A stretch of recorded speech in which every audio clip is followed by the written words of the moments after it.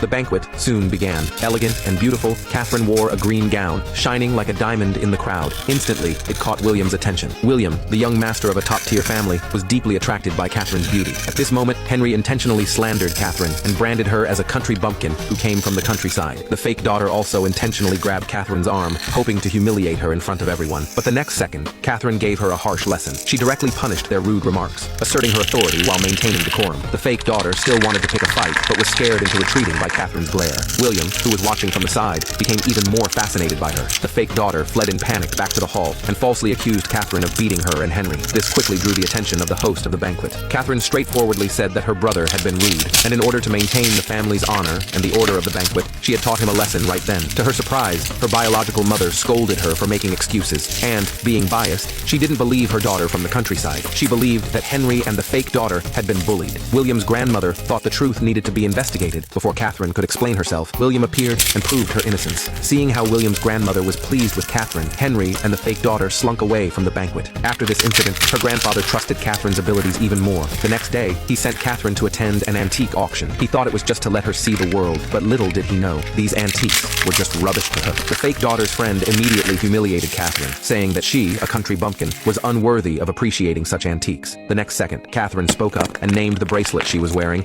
even detailing the materials used to make it. Because 1,000 years ago, this bracelet was her birthday gift. Unfortunately, the bracelet worn by Mary was a fake, because the real one had been dropped by Catherine and lost a gem long ago. The fake daughter's boyfriend watched the awkward scene and scolded her for talking nonsense. At this moment, the kind Elsa came over and greatly admired Catherine's character. She took Catherine to sit next to her. To pursue Catherine, William, who usually preferred quietness, came specially to the auction, just to spend more time with Catherine. The auction had just begun, and he sat down next to Catherine. He asked her to help him appraise the antiques. Seeing William, the heir of a top-tier family, show interest in Catherine, everyone felt extremely jealous. Remembering how William had helped her at the banquet, Catherine was more than happy to return the favor. To her surprise, the antique William wanted to appraise was an antique pipa she was very familiar with, but it was impossible to discern its authenticity with just the naked eye. Catherine openly said that she needed to try it herself. The fake daughter immediately mocked her for being ignorant, because the auction did not allow handling the items. William stated that he would take full responsibility, and the auction immediately invited Catherine to come on stage and examine the pipa's authenticity herself. Under the watchful eyes of the crowd, Catherine gracefully picked up the pipa, just as she had 1,000 years ago, and slowly began to play.